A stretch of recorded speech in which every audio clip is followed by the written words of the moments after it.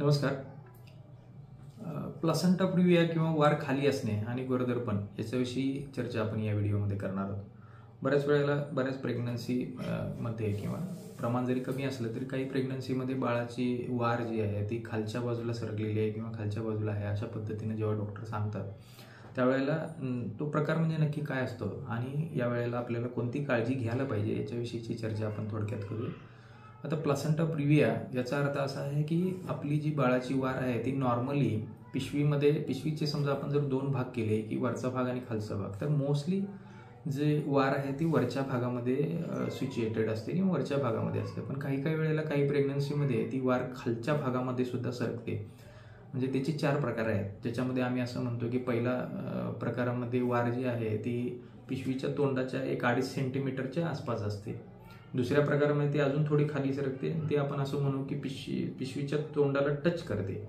तिसऱ्या प्रकारामध्ये पिशवीच्या तोंडाला अर्ध्या प्रमाणामध्ये कव्हर करते आणि चौथ्या प्रकारामध्ये पिशवीच्या तोंडावरती पूर्णतः वार असणं. असे हे प्लासेंटा प्रिव्हियाचे 4 प्रकार आहेत. याच्यामध्ये शेवटचे जे 2 प्रकार आहेत ते थोडे धोकादायक असतात की ज्याच्यामध्ये डॉक्टर सांगतील तुम्हाला की बाबा वार ही पिशवीच्या तोंडावरच बसलेली आहे किंवा पिशवीचं तोंड तिनं अर्धवट कव्हर केलेलं आहे. अशा पद्धतीचं जेव्हा असेल तेव्हा ते थोडंसं जास्त धोकादायक असतं आणि याच्यामध्ये लक्षणं जास्त प्रमाणात येऊ शकतात किंवा पेशंटला त्रास होऊ शकतो. पहिले 2 जे प्रकार आहेत ज्याच्यामध्ये वार जे आहे ती पिशवीच्या तोंडाला जस्ट टच करत असेल किंवा पिशवीपासून 1-2 सेंटीमीटरच्या आसपास असेल, हे पहिले 2 प्रकार प्लासेंटा प्रिव्हियाचे आपण म्हणतो.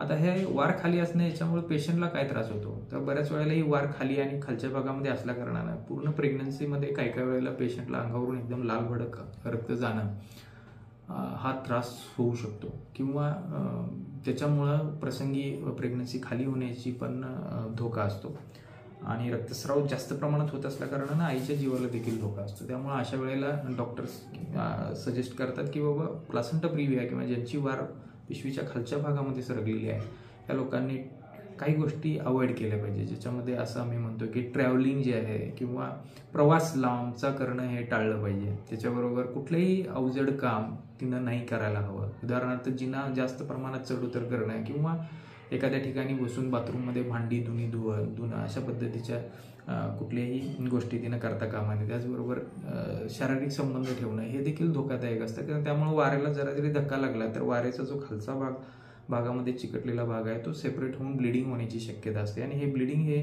खूप मोठ्या प्रमाणात असतं. दुसरी गोष्ट म्हणजे हे ब्लिडिंग हे फ्रेश ब्लिडिंग असतं आणि पेशंटच्या पोटात दुखणे वगैरे असं कुठलीही लक्षणं दिसत नाहीत. म्हणजे काही वेळी समजा जर हे ब्लिडिंग रात्रीच्या वेळी झालं तर पेशंट जोपर्यंत जागा होऊन ते बघत नाही तोपर्यंत त्याला समजत नाही, कारण दुखत बिलकुलच नाही.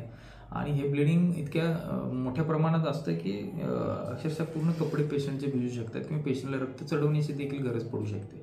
त्यामुळे हे बारीक बारीक ज्या गोष्टी आहेत त्याची जर आपण काळजी घेतली तर आपण प्लासेंटा प्रिव्हियामध्ये जे काही होणारे त्रास आहेत ते आपण टाळू शकतो.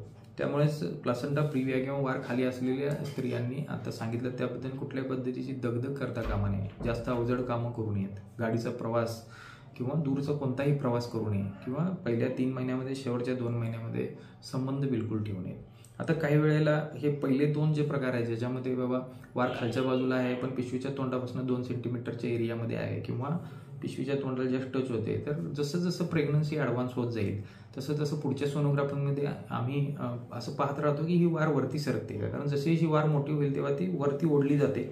आणि बऱ्याच वेळेला हे पहिले 2 प्रकार आहेत हे जर पहिल्या 1-2-3 महिन्यामध्ये सोनोग्राफीमध्ये जर आपल्याला वार खाली दिसत असेल तर अगदी शेवटच्या पूर्ण 9 महिन्यापर्यंत काही काही वेळी ती वरती गेलेली असेल तो धोका राहत नाही.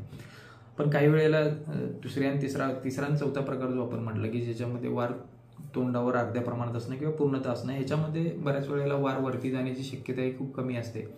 आणि ह्या 3ऱ्या आणि 4थ्या प्रकारामध्ये खूपच काळजी घेणं गरजेचं आहे. म्हणजे समजा जर वार तोंडावर अर्ध्या प्रमाणात किंवा पूर्णतः तोंडावर बसलेली असेल तर त्यांना आपण बेड रेस्टच ॲडवाईज करतो. म्हणजे त्यांना अगदी साधी कामं करताना सुद्धा ही ब्लिडिंग आणि इतर गोष्टी होण्याची शक्यता असते. त्यामुळे अशा पेशंट्सना आपण मोस्टली पूर्ण प्रेग्नन्सीवर बेड रेस्ट घेण्याचा सल्ला बऱ्याच वेळेला डॉक्टर लोक देतात आणि तो योग्य आहे, कारण हालचाल झाल्यानंतर सुद्धा त्याच्यामध्ये ब्लिडिंग होण्याची शक्यता असते. म्हणजे किरकोळ कामं करताना नाही, पण थोडंफार अवजड काम किंवा जास्त दगदग किंवा इतर गोष्टी झाल्या तर याला थोडंसं ब्लिडिंग आणि इतर गोष्टी होण्याची शक्यता असते.